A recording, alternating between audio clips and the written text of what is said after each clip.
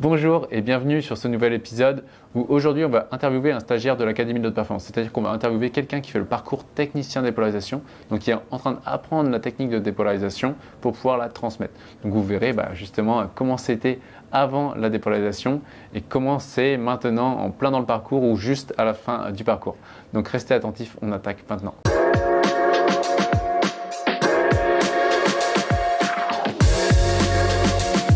Je suis naturopathe, j'accompagne des sportifs, je fais de la préparation mentale et voilà, je travaille avec des rink hockeyeurs et j'ai travaillé avec des rameurs.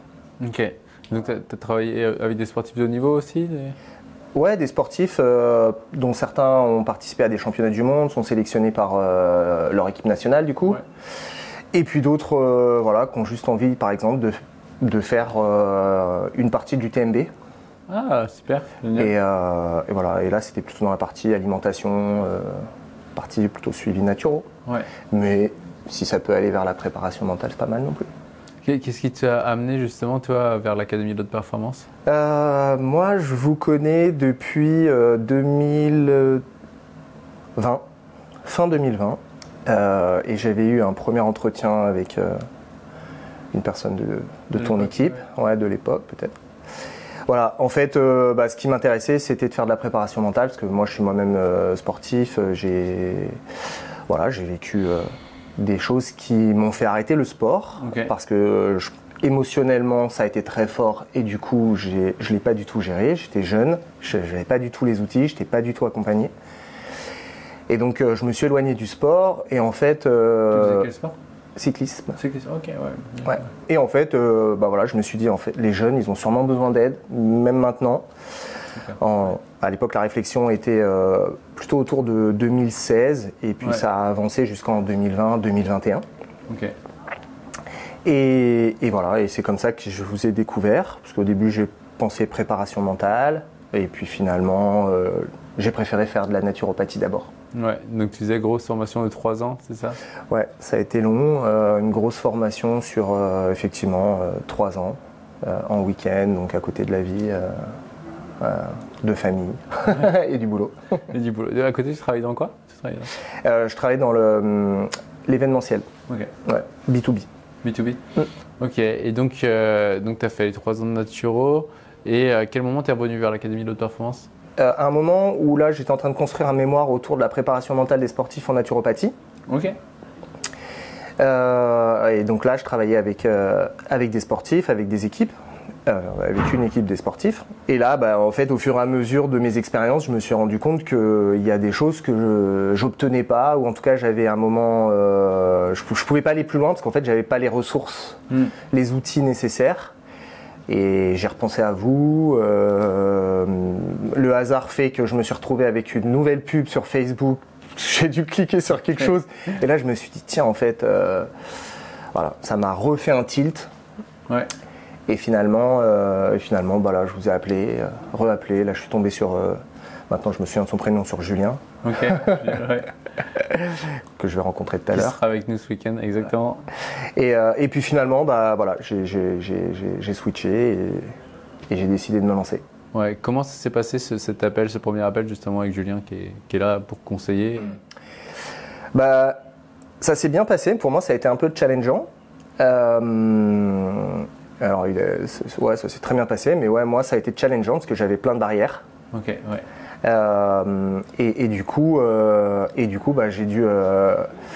j'ai dû un peu surmonter mes barrières, et puis en fait surtout à un moment donné j'étais un peu piqué au vif, et puis ça c'est peut-être mon esprit de sportif et de compétiteur, et là je me suis dit en fait non, faut que j'y aille quoi. Quand tu dis des barrières, c'était quoi, des peurs, C'était des peurs, ouais, j'avais plutôt des peurs. Très honnêtement, maintenant, après avoir fait la dépôt et tout, je sais même pas où elles étaient situées, mes peurs. mais j'en avais, en fait. Il y avait sûrement la peur que ce soit quelque chose qui soit actuellement pas reconnu par l'État, mais comme plein de formations dans la préparation mentale, puisqu'il n'y a pas de choses qui sont clairement définies à ce propos. Le métier préparateur mental n'est pas reconnu par l'État encore. C'est juste même les compétences qu'on acquiert via des RS sur France Compétences, ce sont des compétences métiers et pas Enfin, ce sont des compétences supplémentaires, mais pas le métier en tant que tel. Préparateur mental n'est pas reconnu. Ouais, voilà. Tout à fait. Donc voilà, il y avait ça. Il y avait aussi l'idée de me dire, en fait, est-ce qu'il ne vaut pas mieux justement aller verser un DU de préparation mentale parce que ça va malgré tout peut-être être un peu mieux perçu. Voilà, tout ça c'était mes croyances et mes peurs. Et finalement, j'ai dépassé ça parce qu'en fait, je me suis dit qu'il n'y avait pas de raison que ça ne marche pas. Et en fait, je me rends compte qu'aujourd'hui, parce que je pratique beaucoup, j'ai la chance d'avoir trouvé des gens pour le développer, des gens que je ne connaissais pas. Et donc voilà, c'est top. Je me rends compte qu'en fait, ils adhèrent au projet. Donc c'est super. Enfin, moi, je me rappelle, j'avais une amie qui m'a envoyé son meilleur ami qui voulait se former en préparation mentale. Et il hésitait justement avec un diplôme universitaire pour avoir cette légitimité. Et c'est ce que je lui ai expliqué. Je lui ai expliqué le cas d'Isa qu'on a, qui est notre responsable pédagogique, qui à la base est un diplôme universitaire. Et quand elle s'est formée avec moi à l'époque, elle a fait le programme Identité Gagnante, elle s'est libérée en peu de temps. Elle a dit mais j'ai jamais appris ça en DU. Et du coup, à cette personne, je lui ai dit écoute, si tu veux gagner beaucoup de temps, passe chez nous directement. Parce que si tu fais le DU, tu vas apprendre des choses qu'on apprend depuis des années, mais finalement, tu vas avoir des trucs assez cadrés, assez universitaires, mais pas pratiques comme la dépolarisation et qui marche et qui va vite, quoi.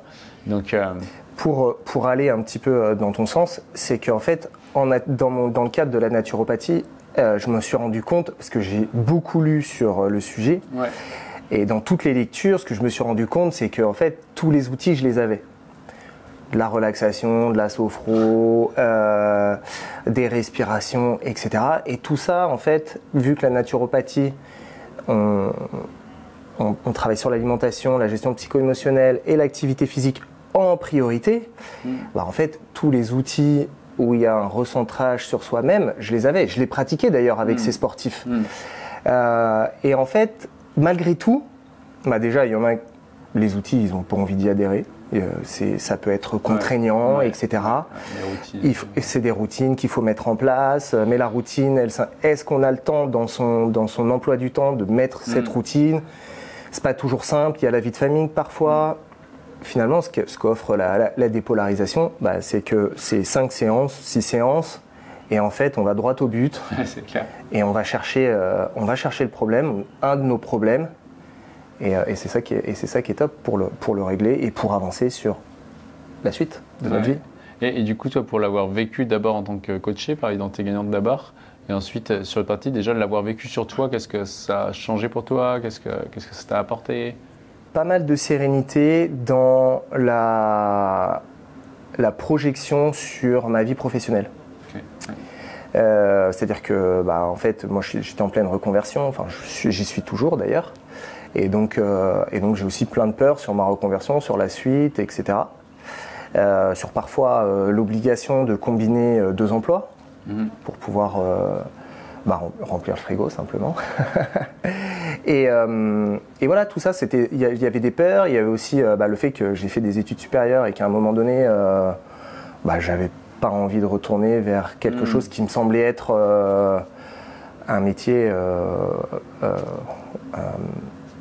où il n'y a moins besoin de compétences, en tout cas pas des compétences que mes parents m'ont payées et tout ça. Et du coup, ça m'a apporté beaucoup de sérénité là-dessus. Okay. Je me pose moins de questions, j'avance plus tranquillement. Mon vocabulaire a changé. C'est vrai. Ouais, mon vocabulaire a changé. Je me rends compte que quand je suis dans le travail et que j'en parle parfois à mes enfants ou à d'autres, ou même à moi-même,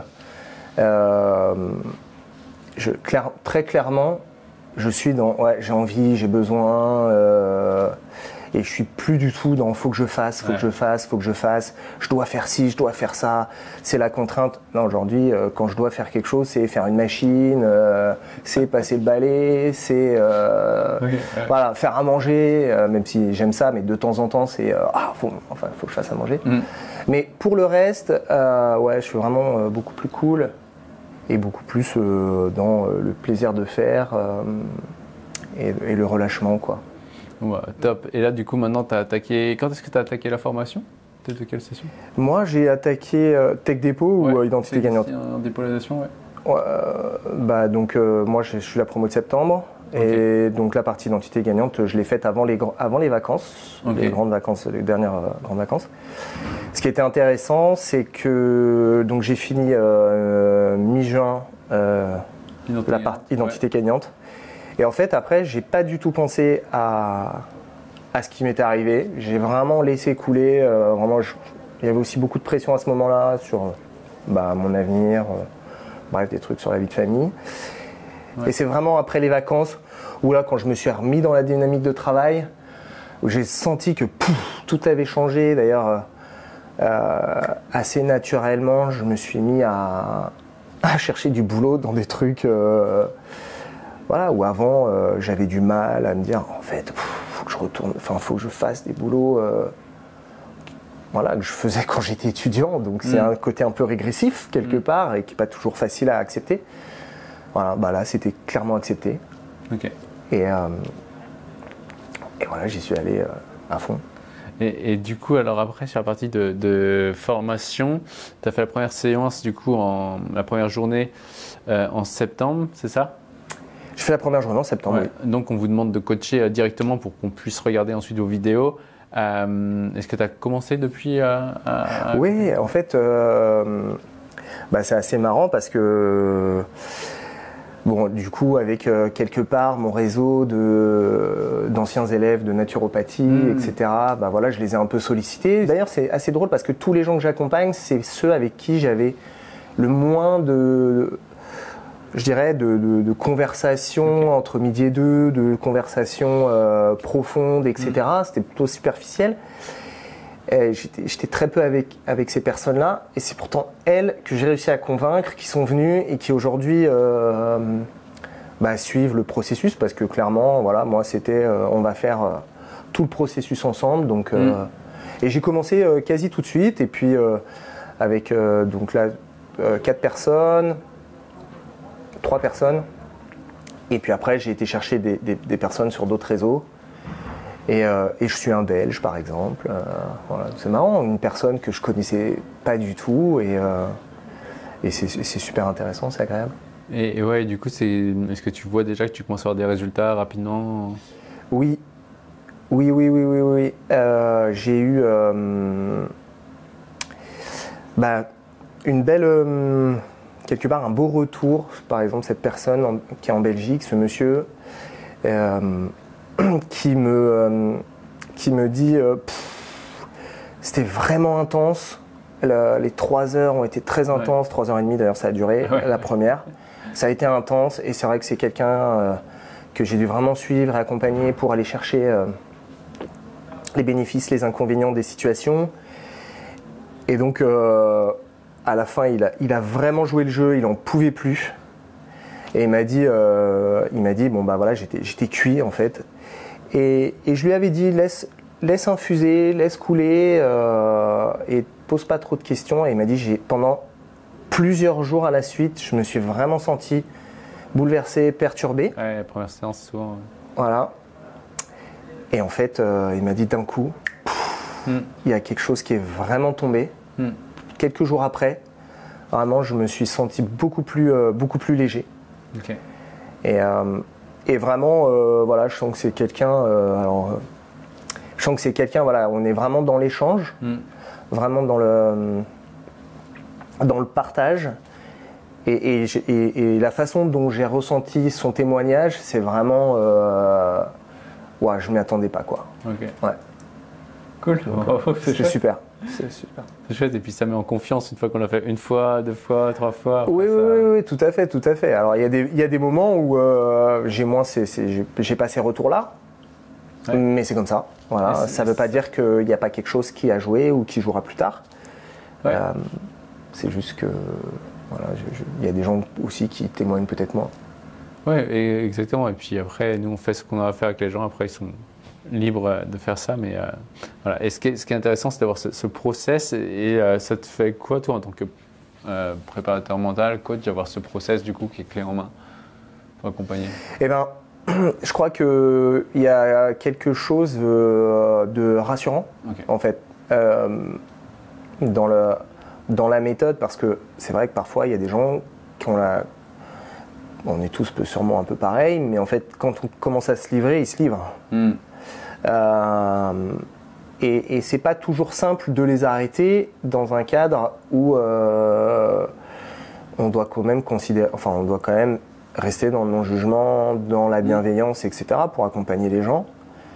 Et c'est ça qui est intéressant, c'est que le process permet aussi ça, de temps en temps, de dire, en fait, non, il y a des étapes bien établies qu'on a statuées dès le départ. Et là, vous allez un peu loin, donc on va revenir à là où on était, ou au processus, etc. Ouais. Donc voilà, ça c'est hyper agréable. Et puis j'imagine que pour la personne qui est en face, elle aussi, ça doit lui dire ah ouais, c'est vrai, là je vais peut-être un peu loin, hop, et ça doit être, j'imagine, en tout cas, j'ai eu la chance de ne pas être recadré pendant la phase d'identité gagnante, quoique Hélène l'a peut-être fait, je m'en souviens plus, mais en tout cas, voilà, en tant que coaché, j'imagine qu'on le ressent aussi quelque part, on sait où on est emmené en fait, on sent qu'on est emmené quelque part pour débloquer nos situations. Donc, ok, bon top, merci en tout cas pour ton témoignage. Si tu as quelqu'un qui écoute cette vidéo, qui regarde cette vidéo ou qui écoute le podcast, qu'est-ce que tu auras envie de lui dire? C'est une personne qui hésite peut-être à faire la formation. J'aurais envie juste de dire, lancez-vous, parce que c'est sûrement... vous avez peut-être des peurs qui sont infondées, et quand on vit les choses, elles sont fondées sur sûrement une illusion. Moi, mes illusions, elles sont tombées. Et du coup, maintenant, en vivant les choses, je trouve que c'est super. Ça apporte vraiment des modifications profondes dans nos actions. Ok. Écoute, merci beaucoup pour ton partage. Si vous regardez ou écoutez cette vidéo, en fonction, likez ou mettez une note sur ce podcast, sur ce contenu. Et aussi, rappelez-vous, si vous avez envie de prendre un entretien offert avec un membre de mon équipe, au moins c'est le moment de pouvoir échanger sur votre projet, de voir si oui ou non ça correspond, d'avancer ensemble ou pas. Auquel cas, on vous réorientera vers des personnes que l'on perçoit mieux placés que nous pour vous accompagner. Et si on avance ensemble, ce sera top de vous faire découvrir ce monde justement de la dépolarisation. Et enfin, rappelez-vous, l'important n'est pas ce que vous faites, mais qui vous devenez. Ciao!